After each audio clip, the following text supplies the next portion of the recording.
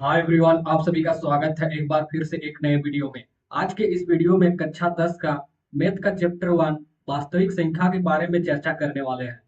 इसमें हम लोग देखने वाले हैं बेसिक से लेके एडवांस तक। अगर तुम्हें कुछ भी नहीं आता है और इस वीडियो को तुम अंत तक देखते हो तो वीडियो के अंत में तुम्हें सारी चीजें समझ में आएगा। तो इस वीडियो को अंत तक देखना। और इस वीडियो में हम लोग प्रश्न वाली 1.2 का क्वेश्चन नंबर 1 और 2 को भी सोल्व करने वाले हैं और बाकी के बचा क्वेश्चन को हम लोग नेक्स्ट वीडियो में देखेंगे। तो इस वीडियो को अंत तक देखें और अगर वीडियो पसंद आया तो चैनल को सब्सक्राइब करें। तो आइए शुरू करते हैं। तो सबसे पहले शुरू करते हैं प्राकृतिक संख्याएं। प्राकृतिक संख्याएं क्या होती है? तो वे संख्याएं जिनसे गिनती शुरू होती है उन्हें हम प्राकृतिक संख्या कहते हैं। यानी कि गिनती की संख्या को हम लोग प्राकृतिक संख्या कहते हैं। उदाहरण 1 2 3 4 5 6 इस तरह के सारे संख्या को हम लोग प्राकृतिक संख्या कहते हैं। और नोट में दिया हुआ ध्यान देने वाली बात, जीरो प्राकृतिक संख्या नहीं है और ये संख्याएं धनात्मक होती है। जीरो को छोड़ के सारे पॉजिटिव नंबर प्राकृतिक संख्या होती है। अब आते हैं पूर्ण संख्या। प्राकृतिक संख्याओं में जब हम जीरो को शामिल करते हैं तो वे पूर्ण संख्याएं कहलाती है। यानी कि सारे प्राकृतिक संख्या 1 2 3 4 डॉट डॉट इंफिनिटी तक, इसमें अगर हम जीरो ऐड कर दे एक जीरो तो यह एक पूर्ण संख्या कहलाएगा। जैसा कि उदाहरण में देख सकते हो, पूर्ण संख्याएं भी धनात्मक होती है या जीरो होती है। यानी कि पूर्ण संख्याएं धनात्मक भी हो सकती है और जीरो भी हो सकती है। कोई ऋणात्मक संख्या इसमें नहीं होती है। यानी कि इसमें कोई नेगेटिव संख्याएं नहीं होती है। इसमें सारे पॉजिटिव संख्याएं होती है, जीरो से लेके इंफिनिटी तक। अब आते हैं नेक्स्ट स्लाइड पे, जिसमें है पूर्णांक संख्या। तो पूर्णांक संख्या क्या होती है? वे सभी संख्याएं, सकारात्मक संख्याएं, नकारात्मक संख्याएं और जीरो शामिल हो। यानी कि इसमें सारे संख्याएं आ जाते हैं, पॉजिटिव, नेगेटिव, जीरो। तो इस तरह की संख्याएं को हम लोग पूर्णांक संख्या कहते हैं। तो इसमें ध्यान देने वाली बात है, ये धनात्मक होती है और ऋणात्मक दोनों होती है और साथ में जीरो भी हो सकती है। तो ऐसी संख्या को हम लोग पूर्णांक संख्या कहेंगे। दशमलव और भिन्न संख्या इसमें नहीं होती है। यानी कि इसमें 1/2, 0.5 इस तरह की संख्या नहीं होती है एक पूर्णांक संख्या में। अब चलते हैं नेक्स्ट स्लाइड पे, जो कि तुम्हें दिया गया है, परिमेय संख्याएं क्या होती है। तो ऐसी संख्याएं जो p बटे क्यू के रूप में लिखा जा सके, जहां p और q पूर्णांक हो और q जो कि जीरो के बराबर नहीं हो। तो तुम्हें इसमें तीन कंडीशन हो रही है। पहला कंडीशन कि ये p बटे क्यू के रूप में होना चाहिए। सेकंड कंडीशन p और q पूर्णांक होनी चाहिए। और थर्ड कंडीशन q जो कि जीरो के बराबर नहीं होनी चाहिए। अगर ये तीनों कंडीशन सेटिस्फाई कर रही है तो यह एक परिमेय संख्या है। जैसे उदाहरण में देख सकते हो, पहला 2/3। तो 2/3 में देख सकते हो 2 और 3 एक पूर्णांक संख्या है और इसमें q यानी कि 3 जो कि जीरो के बराबर नहीं है, इसीलिए हम इसे एक परिमेय संख्या कहते हैं। इसी तरह नेक्स्ट एग्जांपल में देख सकते हो, -5/7 ये p बटे क्यू के रूप में है और p जो कि है -5 और q जो कि दिया है 7, ये दोनों पूर्णांक संख्या है। साथ ही तुम देख सकते हो इसमें q यानी कि 7 जो कि जीरो के बराबर नहीं है, तो इसे भी हम एक पूर्णांक संख्या, परिमेय संख्या कहेंगे। अब आते हैं नेक्स्ट स्लाइड पे, अपरिमेय संख्या। ऐसी संख्याएं जिन्हें p बटे q के रूप में नहीं लिखा जा सकता है उन्हें हम अपरिमेय संख्या कहते हैं। यानी कि परिमेय संख्या को छोड़ के सारे संख्या को हम अपरिमेय संख्या कहेंगे। जैसे कि उदाहरण में देख सकते हो, √2, √3 पाई, √5 ई, ऐसी संख्या को हम लोग अपरिमेय संख्या कहते हैं। और तुम इसमें देख सकते हो, दशमलव अभिव्यक्ति ना तो समाप्त होती है ना ही आवर्ती होती है। यानी कि दशमलव के बाद 0.2 5 6 ऐसे ऐसे करते कभी समाप्त नहीं होगा, यानी कि इंफिनिटी तक चला जाएगा। और कभी ये आवर्ती नहीं होती है, यानी कि 0.55 इस तरह से बार बार 5 5 आ रहा है, इस तरह से रिपीटिंग नहीं होती है। तो इस तरह के संख्या को हम लोग अपरिमेय संख्या कहते हैं। अब नेक्स्ट चलते हैं। नेक्स्ट है वास्तविक संख्या, जो कि हम लोग इस चैप्टर में पढ़ने वाले हैं। तो परिमेय संख्या और अपरिमेय संख्याओं को मिलाकर जो समूह बनता है उसे हम वास्तविक संख्या कहते हैं। यानी कि परिमेय और अपरिमेय संख्या को हम लोग समूह को हम लोग वास्तविक संख्या कहते हैं। उदाहरण सभी पूर्णांक संख्या, भिन्न संख्या, दशमलव, पाई, रूट 2 आदि वास्तविक संख्या है। अब नेक्स्ट है अभाज्य संख्या। अब अभाज्य संख्या वह प्राकृतिक संख्या है जिसके दो भाजक होते हैं।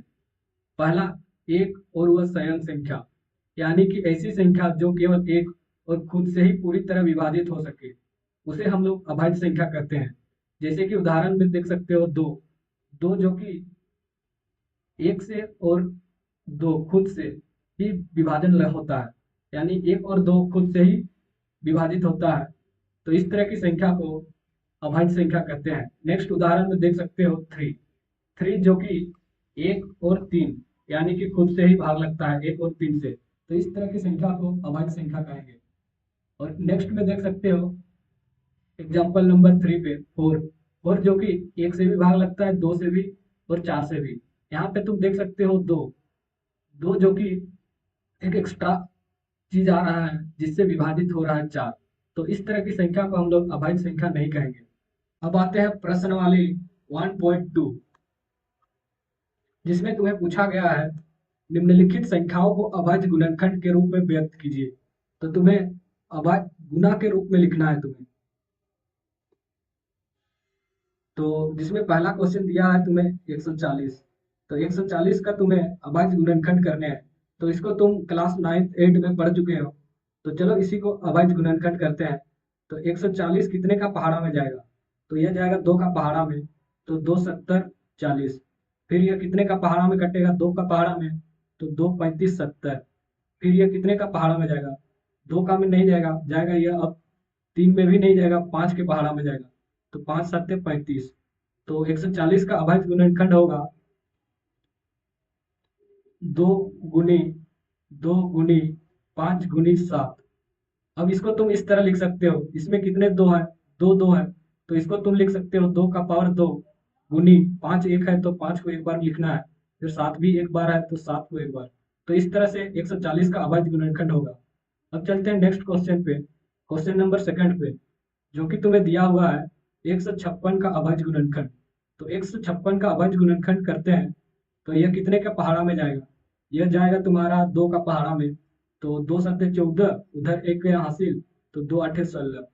फिर यह जाएगा दो के पहाड़ा पे, तो 2 तिया 6 और उधर गया एक, 2 9 18। अब यह जाएगा कितने का पहाड़ा में? तीन का पहाड़ा में, तीन एकम तीन, तीन तिया 9।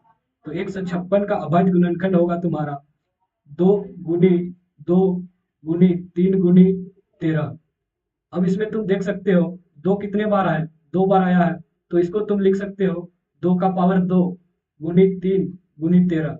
तो 156 का अभाज्य गुणनखंड होगा 2 का पावर 2 गुनी 3 गुनी 13, जो कि इसका राइट आंसर होगा। अब चलते हैं क्वेश्चन नंबर थर्ड पे, जो कि तुम्हें दिया गया है 3825 का अभाज्य गुणनखंड क्या होगा? तो 3825, 3825 यह कितने का पहाड़ा में जाएगा? यह जाएगा तुम्हारा तीन के पहाड़ा पे, तो तीन एकम तीन, तीन दूनी 6, उधर गया दो, 3 7 21, उधर गया एक, 3 5 15। अब यह कितने का पहाड़ा पे जाएगा? क्या अब तीन का पहाड़ा में जाएगा? हाँ जाएगा। तीन चौके 12, फिर इधर 7 है, तो तीन दूनी 6, 3 5 15। अब कितने के पहाड़ा पे जाएगा? अब फिर से यह पहाड़ तीन के पहाड़ा में जा सकता है? नहीं, तीन के पहाड़ा पे नहीं जाएगा। अब जाएगा यह पांच के पहाड़े पे, तो 5 8 40, पचे पचे 25। अब क्या तीन का पहाड़ा में जाएगा? तीन का पहाड़ा में नहीं जा सकता है, फिर से हमें पांच के पहाड़े पे देना पड़ेगा। तो 5 एकम 5, उधर गया तीन, तो 5 7 35। तो 3825 का अभाज्य गुणनखंड होगा 3 गुनी 3 गुनी 5 गुनी 5 गुनी 17। अब इसको हम किस तरह लिख सकते हैं? तुम देख सकते हो तीन दो बार आया है और पांच भी दो बार आया है। तो इसको हम लिख सकते हैं 3 का पावर 2 5 का पावर 2 गुनी 17, जो कि इसका अभाज्य गुणनखंड होगा। अब चलते हैं नेक्स्ट क्वेश्चन पे। नेक्स्ट क्वेश्चन है क्वेश्चन नंबर 4, जो कि तुम्हें दिया गया है 5005 का अभाज्य गुणनखंड। तो 5005 का अभाज्य गुणनखंड करते हैं, तो यह कितने का पहाड़ा पे जाएगा? यह जाएगा तुम्हारा 5 के पहाड़े पे।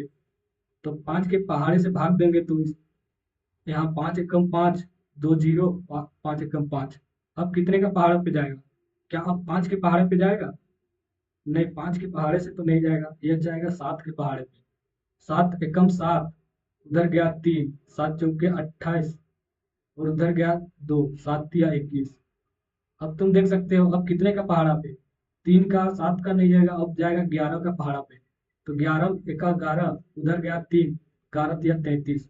यानी कि 5005 का अभाज्य गुणनखंड होगा 5 गुनी 7 गुनी 11 गुनी 13, जो कि इसका राइट आंसर होगा। अब चलते हैं नेक्स्ट क्वेश्चन बचा, जो कि लास्ट क्वेश्चन है 1.2 का फर्स्ट का, जो कि तुम्हारे लिए होमवर्क रहेगा, और नीचे कमेंट करना कि इसका आंसर कितना आया। अब नेक्स्ट क्वेश्चन पे चलते हैं। निम्नलिखित युग्मों के एचसीएफ और एलसीएम ज्ञात कीजिए तथा इसकी सत्यता जांच कीजिए कि दो संख्याओं का गुणनफल एचसीएफ गुनी एलसीएम है या नहीं। यानी कि इसमें सबसे पहले तुम्हें एचसीएफ और एलसीएम निकालनी है, और उसके बाद तुम्हें जांच करना है कि दो संख्याओं का गुणनफल, यानी कि जो संख्या दिया हुआ है वो एचसीएफ गुनी एलसीएम के बराबर है या नहीं। तो चलो इसका सबसे पहले अभाज्य गुणनखंड करते हैं। तो पहला क्वेश्चन का 26 का अभाज्य गुणनखंड होगा तुम्हारा, यह जाएगा 2 का पहाड़ा पे। तो 2 एकम 2, 2 तिया 6। इसी तरह 91 यानी कि 91 का अभाज्य गुणनखंड करते हैं, यह कितने के पहाड़ा पे जाएगा? यह जाएगा तुम्हारा 7 का पहाड़ा पे। 7 एकम 7, उधर गया 2, 7 तिया 21। तो इसमें तुम देख सकते हो, इसमें 26 का अभाज्य गुणनखंड निकल के आया 2 गुनी 13, और 91 का अभाज्य गुणनखंड आया 7 गुनी 13। तो अब निकालते हैं एचसीएफ और एलसीएम। तो सबसे पहले एचसीएफ निकालते हैं। तो एचसीएफ में तुम्हें इन दो संख्याओं का अभाज्य गुणनखंड में जो कॉमन है, जो दोनों में है, उसको हम लोग लेते हैं। तो इन दो अभाज्य गुणनखंड में तुम देख सकते हो कि 13 जो कि दोनों में है, तो इसका एचसीएफ होगा 13। अब आते हैं एलसीएम पे।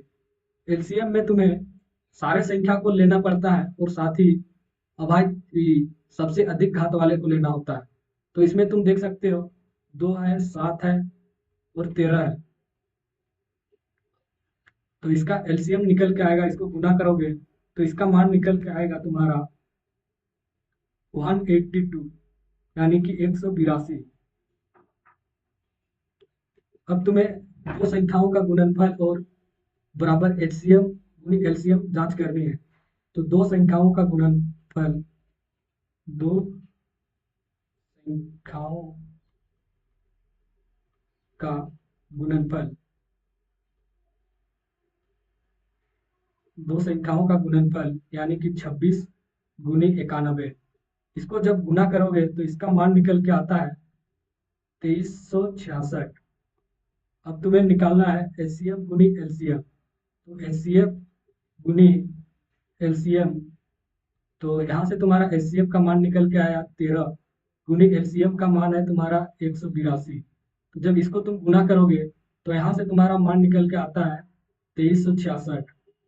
तो लास्ट में लिखोगे, अतः दो संख्याओं दो संख्याओं का गुणनफल गुणनफल बराबर एलसीएम गुनी एचसीएफ। अगर तुम इस तरह से लिखते हो एग्जाम में, तो तुम्हें एक भी नंबर नहीं कटेगा तुम्हारा एग्जाम में, फुल में से फुल मार्क्स मिल रहा होगा। अब चलते हैं नेक्स्ट क्वेश्चन पे, जो कि तुम्हें दिया गया है 510 और 92। तो इसमें भी हम लोग एलसीएम करते हैं, यानी कि अभाज्य गुणनखंड करते हैं। तो ये कितने का पहाड़ा पे जाएगा? ये 2 का पहाड़ा पे जाएगा। तो 2 दूनी 4, उधर गया 1, 2 पछे 10, फिर एक गया 2 पछे 10। अब कितने का पहाड़ा पे जाएगा? अब जाएगा फिर से 3 के पहाड़ा में जा सकता है। 3 8 24, 3 5 15, हाँ 3 का पहाड़ा पे जाएगा। तो 3 8 24, उधर गया 1, 3 5 15। अब कितने का पहाड़ा पे जाएगा? क्या अब 3 के पहाड़ा पे जाएगा? नहीं, 5 से जाएगा। तो 5 एकम 5, उधर गया 3, 5 7 35। अब अभाज्य गुणनखंड करते हैं 92 का। तो यह कितने, 2 के पहाड़ा पे जाएगा। तो 2 चौके 8, उधर गया 1, तो 2 6 12। अब यह 2 का पहाड़ा पे जाएगा। 2 दूनी 4, 2 तिया 6। अब इसके अभाज्य गुणनखंड लिखते हैं। तो 510 का अभाज्य गुणनखंड होगा 2 गुनी 3 गुनी 5 गुनी 17। इसी तरह 92 का अभाज्य गुणनखंड होगा 2 गुनी 23। अब तुम्हें एचसीएफ और एलसीएम निकालनी है। तो यहाँ से तुम्हें सबसे पहले हम लोग एचसीएफ निकालते हैं। तो एचसीएफ में हम लोग इन अभाज्य गुणनखंड में जो कॉमन है उसको लेते हैं और न्यूनतम घात वाले को लेते हैं। तो इसमें तुम देख सकते हो ऊपर में 2 है और नीचे में भी 2 है। तो 2 यहाँ से कॉमन आ जाएगा। अब देख सकते हो और ऊपर और नीचे में कोई कॉमन नहीं है, यानी कि और ऐसी कोई संख्या नहीं है जो दोनों में है। तो इसका एचसीएफ हो जाएगा 2। अब इसका एलसीएम, एलसीएम में हम लोग सारे संख्या को लेते हैं और अधिकतम घात वाले को लेते हैं। तो इसमें से कितने संख्या है? 2 है, 3 है, 5 है, 17 है और 23 है। तो 2 गुनी 3 गुनी 5 गुनी 17 गुनी 23। और 2 कितने बार है? 2 2 बार है, यानी कि 2 का पावर 2। जब तुम इसको गुना करोगे तो इसका मान निकल के आएगा 23,460। अब तुम्हें जांच करनी है कि दो संख्याओं का गुणनफल एचसीएफ गुनी एलसीएम है या नहीं। तो तुम इसको इस तरह लिख रहे होगे, दो संख्याओं संख्याओं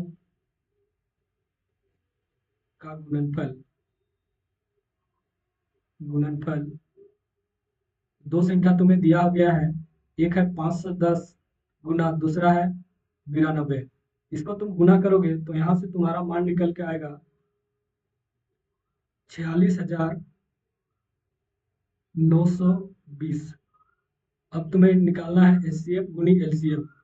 तो एचसीएफ गुनी एलसीएम, तो एचसीएफ यहाँ से मान निकल के आया है 2। तो 2 गुनी 23, एलसीएम है तुम्हारा 23,460।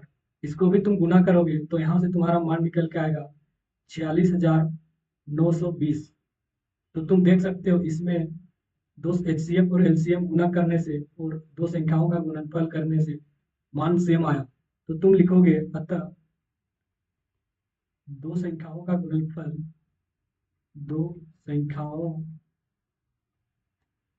का गुणनफल गुणनफल बराबर एलसीएम गुनी एचसीएफ। अब आते हैं नेक्स्ट क्वेश्चन पे, क्वेश्चन नंबर 3 पे, जो कि तुम्हें दिया गया है 336 और 54। तो अब इसका भी अभाज्य गुणनखंड करते हैं। तो ये कितने का पहाड़ा पे जाएगा? 3 का पहाड़ा में जाएगा और 2 का पहाड़ा में भी जा सकता है। तो चलो सबसे पहले 2 का पहाड़ा से विभाजन करते हैं। तो 2 एकम 2, उधर गया 1, तो 2 6 12, फिर 1 गया तो 2 8 16। अब फिर ये कितने का पहाड़ा पे जाएगा? अब जाएगा फिर से 2 का पहाड़ा पे।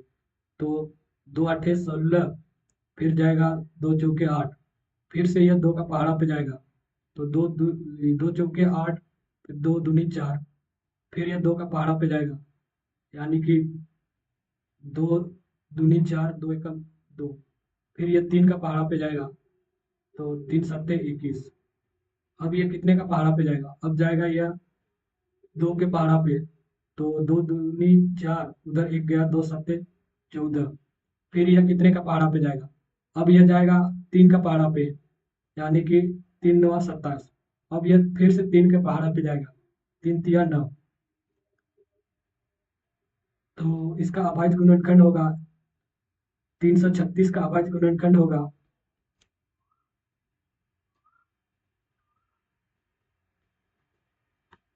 तो यहाँ पे तुम्हारा 336 का अभाज्य गुणनखंड होगा 2 गुनी 2 गुनी 2 गुनी 2 गुनी 2 गुनी 2, 4 बार है गुनी 3 गुनी 7। इसको तुम इस प्रकार लिख सकते हो, 2 का पावर 2 कितने बार आया है? 4 बार आया है, तो 2 का पावर 4 गुनी 3 गुनी 7। अब नीचे देख सकते हो 54 का अभाज्य गुणनखंड, तो 54 का अभाज्य गुणनखंड 2 एक बार आया है, तो 2 3 कितने बार आया है? 3 बार, यानी कि 3 का पावर 3। अब तुम्हें एचसीएफ और एलसीएम निकालने हैं, तो एचसीएफ में तुम्हें पता है एचसीएफ में क्या करते हैं। तो एचसीएफ में जो संख्या दोनों में कॉमन है और न्यूनतम घात वाले लेते हैं। तो इसमें तुम देख सकते हो 2 कॉमन है और 2 का न्यूनतम घात कितना है? उस ऊपर वाला में 2 का घात 4 है, नीचे वाला में 2 का घात तुम्हारा 1 है। तो इसमें तुम्हारा न्यूनतम घात वाला आएगा, यानी कि 1। तो 2 गुनी, इसमें तुम्हारा दोनों ऊपर नीचे में कॉमन कौन सी संख्या है?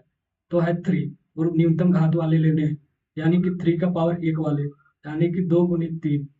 और कोई कॉमन है ऊपर और नीचे नहीं है, तो इसका एचसीएफ तुम्हारा निकल के आएगा 2 गुनी 3 यानी कि 6।